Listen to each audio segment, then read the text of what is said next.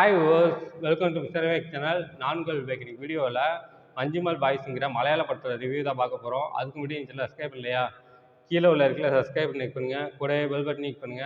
அப்போ தான் நான் போகிற வீடியோ ஒன்று நோட்டிஃபிகேஷனாக வரும். அப்போ தான் இந்த வீடியோ மிஸ் பண்ணால் பார்க்கலாம். இங்கே மஞ்சுமல் பாய்ஸ் இந்த படம் வந்து 1 வீக் ஆகுது. என்னோட ரிலேட்டிவ், என்னோட ஃப்ரெண்ட்ஸ் எல்லாருமே எனக்கு கால் பண்ணி கேட்குறாங்க, மஞ்சுமல் பாய்ஸ்னு வந்திருக்காமே, ரொம்ப நல்லா இருக்காமே, எப்படி இருக்குன்னு பார்த்து சொல்லு, நானும் தேட்டரில் போய் பார்க்குறேன் அப்படின்னு நிறைய பேர் ஃபோன் கால் பண்ணி சொன்னாங்க. அதனால் இந்த மஞ்சுமல் பாய்ஸ் படம் எப்படி இருக்குது அப்படின்னு சொல்லிட்டு தேட்டரில் போய் பார்த்தேன். உண்மையிலேயே ஒரு தரமான படம், ஒரு ஒர்த்து டு வாட்ச்னு சொல்லலாம். நம்ம கொடுக்குற காசுக்கு ஒர்த்தான படம்னு சொல்லலாம். அந்த அளவுக்கு சூப்பராக எடுத்திருக்காங்க. பொதுவாகவே தமிழ் ஆடியன்ஸ் வந்து தமிழ் படமே நிறையா பார்க்க மாட்டாங்க, மலையாள படம் சுத்தமாக பார்க்க மாட்டாங்க. நான் எல்லாரையும் சொல்லல, ஒரு சில பேர் தான் மலையாள படம் பார்ப்பாங்க. இப்போ ஓடிடிலாம் வந்ததுக்கப்புறம் மலையாள படத்தை தமிழ் டப் பண்ணி ரிலீஸ் பண்ணுறாங்க. அப்போ வந்து எல்லாருமே ஓடிடியில் பார்க்குறாங்க மலையாள படத்தை. மலையாள படம் பார்த்து மலையாள படம் எல்லாருக்கும் பிடிக்க ஆரம்பிச்சிருச்சு. அந்த வரிசையில் இந்த வருஷத்தோட மிகப்பெரிய பிளாக் பாஸ்டர் ஹிட்னாக்க மஞ்சுமல் பாய்ஸ் தான். அந்த அளவுக்கு சூப்பராக எடுத்திருக்காங்க. கண்டிப்பாக மிஸ் பண்ணாமல் தேட்டரில் போய் பாருங்கள். இந்த படத்தை சிதம்பரம் இயக்கியிருக்காரு. இந்த படம் வந்து ஒரு சர்வைவல் த்ரில்லர் ஜானரில் எடுக்கப்பட்ட படம். இந்த படம் இப்போ தேட்டரில் ரிலீஸ் ஆகிருக்கு, செக் பண்ணி பாருங்கள். இப்போ வாங்க இந்த படத்தோட கதை என்னன்னு பார்ப்போம். இந்த படத்தோடைய கதையை பார்த்தோம்னாக்கா, கேரளாவில் மஞ்சுமல்ங்கிற ஊரில் ஹீரோவும் ஹீரோவோட ஃப்ரெண்ட்ஸும் டூர் போகலான்னு பிளான் போடுறாங்க. எங்கே போகலான்னா கோவா போகலாம் அப்படின்னு சொல்லிட்டு பிளான் பண்ணுறாங்க. ஆனால் அவங்க ஃப்ரெண்ட்ஸ்லாம் என்ன சொல்கிறாங்க, கோவா ரொம்ப தூரம், காசு செலவாகும், கிட்டக்கே எங்கேயாவது போகலாம் அப்படின்னு சொல்லிட்டு பிளான் போடுறாங்க.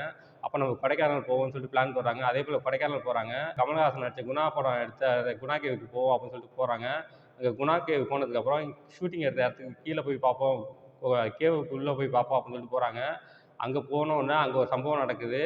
இதுக்கப்புறம் அந்த சுவாரஸ்யமான விஷயங்கள் தான் படத்தோட மொத்த கதையே. இந்த படத்தில் வந்து ஒரு சம்பவம் நடக்குதுன்னு சொல்லுவேன். அது என்ன சம்பவம்னு சொன்னானாக்கா, அதை ரிவீல் பண்ணிட்டேனாக்கா படம் பார்க்குறவங்களுக்கு அந்த இன்ட்ரெஸ்ட் போயிடும்.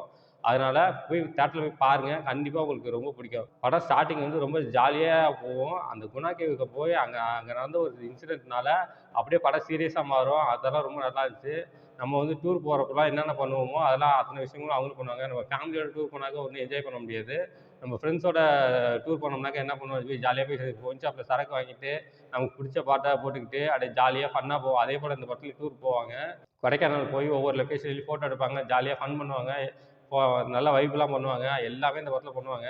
அந்த குணா ராக்கில் போயிட்டு அந்த குணா கேவில் போயிட்டு அங்கே ஒரு இன்சிடென்ட் நடந்தோடனே அப்படியே படம் சீரியஸாக மாறும். அதுலேருந்து த்ரில்லிங் எலமெண்ட்ஸ் ஆரம்பிக்கும்.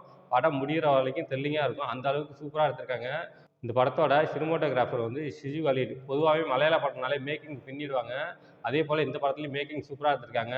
இந்த படத்துக்கு சினிமோட்டோகிராஃபர் வந்து ஷிஜு கலீல் பண்ணியிருக்காரு.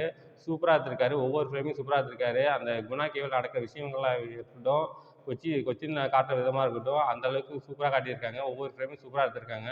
அதெல்லாம் ரொம்ப நல்லா இருந்துச்சு. அடுத்து படத்தோட எடிட்டர் விவேக் ஹர்ஷன் பண்ணியிருக்காரு.